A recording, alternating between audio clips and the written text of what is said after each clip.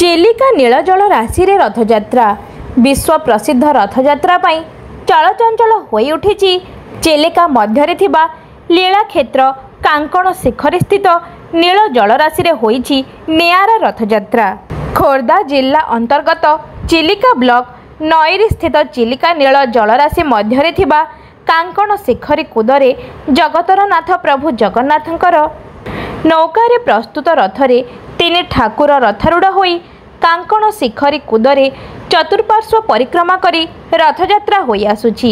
समग्र विश्वरे स्थल पथरे रथयात्रा हेउथबा बेले कांकण शिखरी रे चिलिकार नील जलराशि रे रथयात्रा अनुष्ठित हेउछि। 1771 मसीहारे मुस्लिम शासक तकी खां श्रीमंदिर को आक्रमण करथिला, तेणु प्रभु जगन्नाथंकु कांकण शिखरी रे गुप्त भावरे लुचाई रखिथिले। महाप्रभुंकु कांकण कुदा एवं घंच जंगल परिवेश मध्यरे परिवेष्टित स्थान रे गुप्त भावरे रखिथिले। एही स्थान रे केवल कांकण फल फड़ुथिला, जहा फल प्रभुंकु कांकण फल भोग भावरे लागि हेउथिला। सेही दिन ठारू एही कुदर नाम कांकण शिखरी भावरे बेस प्रसिद्धि लाभ करिछि। प्रभु जगतरनाथ जगन्नाथंकर रीतिनीति एठारे काहे क्यों अनादि कालरू होई आसुछि। तेबे रथयात्रा अवसर रे प्रभु जगतरनाथ जगन्नाथंकर रथयात्रा जलराशि मध्यरे अनुष्ठित होइथिला। तीन ठाकुरंक पहंडी परे डंगा निर्मित सुसज्जित रथरे तीन ठाकुर जलराशि रे कूद चतुर्पार्श्वरे परिक्रमा करिथिले। द्वीप परिक्रमा करिबा परे श्रीजीऊ को पहंडी करा जायथिला। परे चतुर्धा मूर्ति को पहंडी करा जाई गुंडीचा मंदिर रे विजे करा जायथिला। एही नियारा रथयात्रा देखिबा पई कांकण शिखरी रे भक्त मानकर प्रबल भिड़ होइथिला। भक्त मानंकु नईरी घाट ठारू कांकण शिखरी को नेबा पई निःशुल्क डंगा व्यवस्था करा जायछि। स्थानीय पुलिस प्रशासन पक्षरु व्यापक बंदोबस्त करा जायथिला। एहा सभा भक्त मानंक पई कांकण शिखरी ट्रस्ट पक्षरु प्रसाद सेवनर बंदोबस्त करा जायथिला। खोर्धारू दुर्गा प्रसाद षडंगी रिपोर्ट, अनुध्यान टीवी। ये जो परंपरा महाप्रभुଙ୍କର जो इच्छा ताको कहबार कार किसी शक्ति नाही। आम जदि एमती गोटे देखा आग काल 6टी रथ हुए महाप्रभु श्रीमंदिर बाहर को गुंडीचा जावाई 6टी रथ दरकार होता।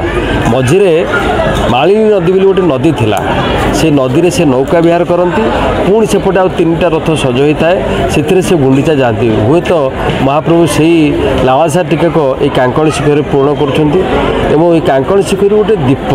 आम तो महाप्रभुंर नंदीघोष रथ चका ये पूजा करूँ, जोटा गोड़ तांको रथ चक सेटा तो आम खोलिकी नहीं आसीचु, तेणु आम रथ गड़ेबू केमी से जो पानी रे यही रथयात्रा आम समापन करूँ, जहाँकि आज विश्व रे एक चर्चित अनन्य स्वतंत्र रथयात्रा भाव में परिगणित है समग्र विश्व। आपको कौन देखु महाप्रभु को बिना इच्छा रे आम जाने जगन्नाथ बिना इच्छा नहले डोरी न लगे आम से आसीपारानी, तांकर बिना इच्छा रे पत्र हलेनी। तेणु से इच्छा कर रथयात्रा घोषयात्रा टी ये करेंगे बोली, तेणु ताकू आम समस्त अंचलवासी साध्य मते सेटा को जिते संभव भल हो पार शांति श्रृंखलार सहित सबू दिगरू विचार करके जलराशि जो हो सबू आमको विपदपूर्ण भी रही। समस्ते प्रशासनिक स्तर में समस्त अंचलवासी आउ सबू स्तर लोक मैंने ये जो नियारा रथयात्रा केମିତି भाव देखुं जो चिलिका जलराशि भितर रथ निर्माण हो रथयात्रा ये जो नियारा रथयात्रा यहाँ पानी रे होता है, चिलिका जलराशि होता है।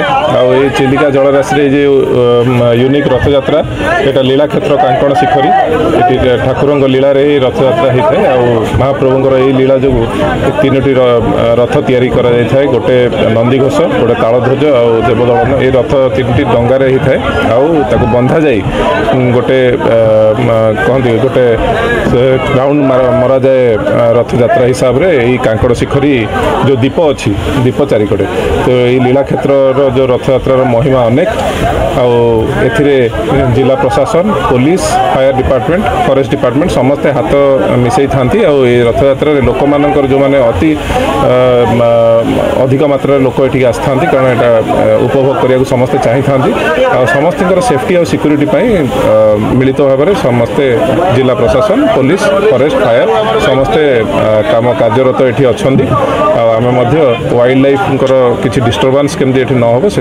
आम ये देखुचु केमती सब सुरखुर हो पार।